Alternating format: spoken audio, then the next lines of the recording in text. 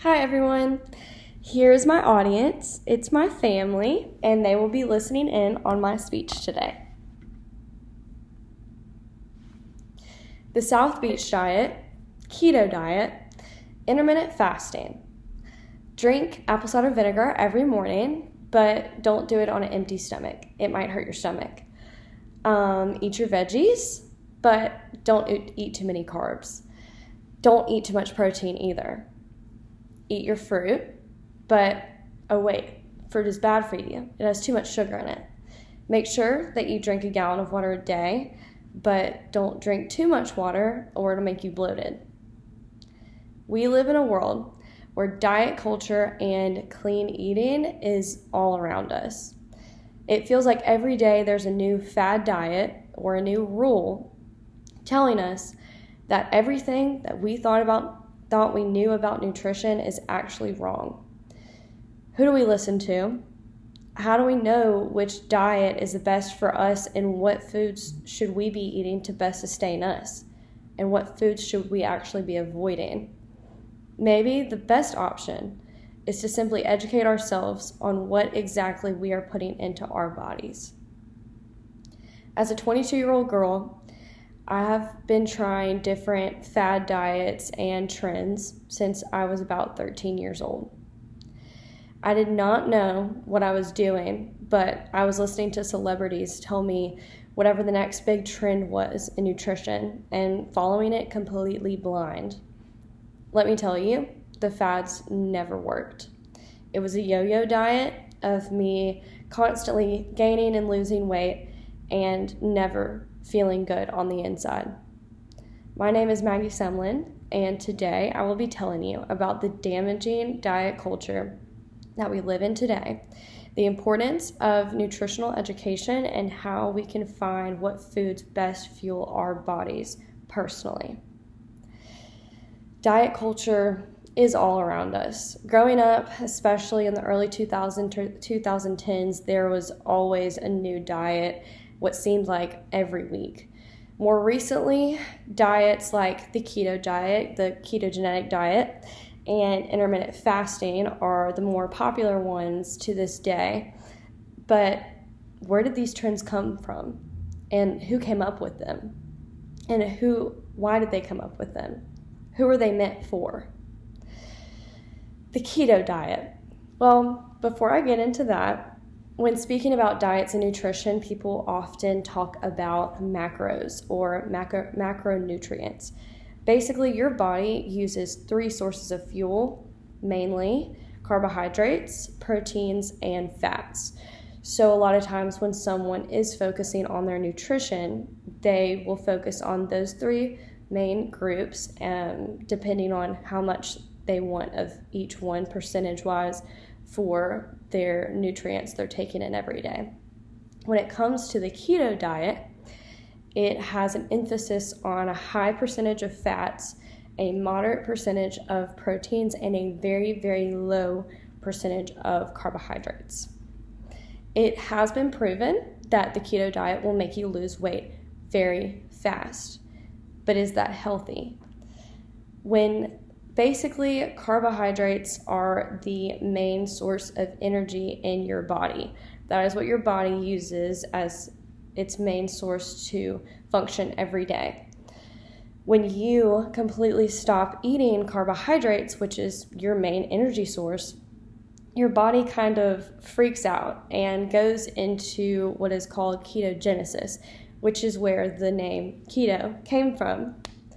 This is what makes you lose weight rapidly. It's because your metabolism has been completely shocked.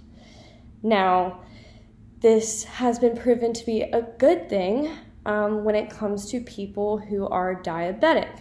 The ketogenic diet was actually not created for the average individual. It was actually created to help people who have epilepsy. So, the keto diet, it's good for people with diabetes. It's good for people who suffer from epilepsy. It's also been proven to help women who have PCOS, but it's not sustainable for the average individual. Your body needs carbohydrates to function, and it is not a diet that you can live throughout your whole life purposefully as an average individual. Now, another form of dieting that I mentioned earlier is intermittent fasting. Intermittent fasting is pretty much what it sounds like. It is a fast. It is basically where someone only allows themselves to eat a certain amount of time in the day. For example, someone might skip breakfast and only allow themselves to eat from about 12 to 8, or they will allow themselves to eat from 11 to 7 or 6. It often consists of skipping meals, which in turn can also be an unhealthy practice. This is not a diet meant for everyone. Some people who tend to snack all the time and overeat, this form of dieting can help them when they only have a short amount of time to eat. However, some people, if they're only given a short amount of time to eat, will overeat because they're so hungry. The intermittent fasting diet has so many other negative side effects that come with it, like headaches, fatigue, insomnia, nausea, and hunger, which those don't sound very good to me. This can be good for some people, but it's not good for everyone, just like the keto diet and most fad diets that are out to this day. But maybe if we knew what foods were going into our bodies, we would be able to be a better judge of what to buy, say, at the grocery store. Now, when it comes to being a good judge of what to buy at the grocery store, a lot of people tend to say just eat clean. But what does that mean? That can mean something different to a lot of different people, especially for some people who are not educated in nutrition. While I agree that the idea of clean eating can be helpful, you need to know what that means.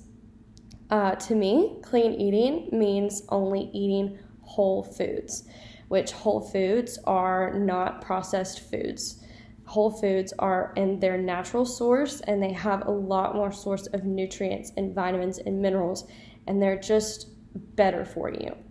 One way to go into the grocery store and make sure that you really focus on those whole foods is to actually shop around the edge of the store, and they tend to have the whole foods on the outside of the store because marketing. Now, I have an example here today of the difference between a whole food and a very processed food. I have butter here. Right here I can't believe it's not butter, so not really butter.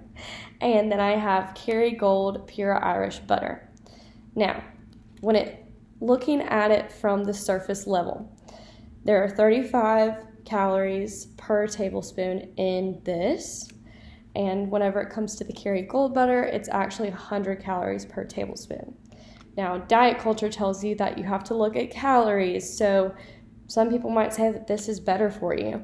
But when you look at the ingredients list, things change.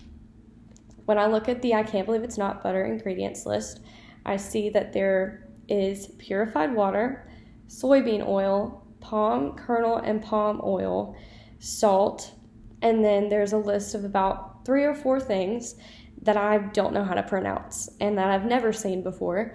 And when you think about it, it's a little unsettling that we are putting this into our bodies. Now, when I did my research on the Pure Irish Kerrygold butter, the only ingredients that I found was pasteurized cream and salt. So, this is more of a whole food when it comes to butter, and this is a processed food. So something as little as just looking at your ingredients list can really tell you what is in your foods. If you're looking at an ingredients list in a store and you can't pronounce half of them and your list is about this long, it's probably not a whole food. Try to stay out of the boxes and go for something more natural. Now, when people tend to go for something more natural, such as vegetables and fruits, sometimes it tends to hurt their stomach. That's why I suggest using the FODMAP diet. Now, I say diet loosely because it is not necessarily a diet, it's more of a lifestyle. So FODMAP stands for fermentable oligosaccharides, disaccharides, monosaccharides, and polyols. Basically, these are a group of carbohydrates or sugars that are very harmful to the small intestine, and it's found in several fruits and vegetables and whole foods that should be good for you, but sometimes it's not necessarily great for the stomach, especially for people with IBS or people who suffer with stomach problems.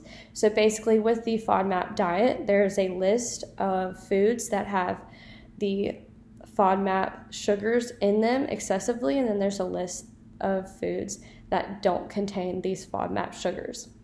You stick to the ones without the sugars in it just for a few weeks up to a few months, and then you can start slowly incorporating those FODMAP foods back into your diet, and you can find which ones hurt your stomach and you should probably avoid, and which ones are fine for your stomach and that you can handle and enjoy.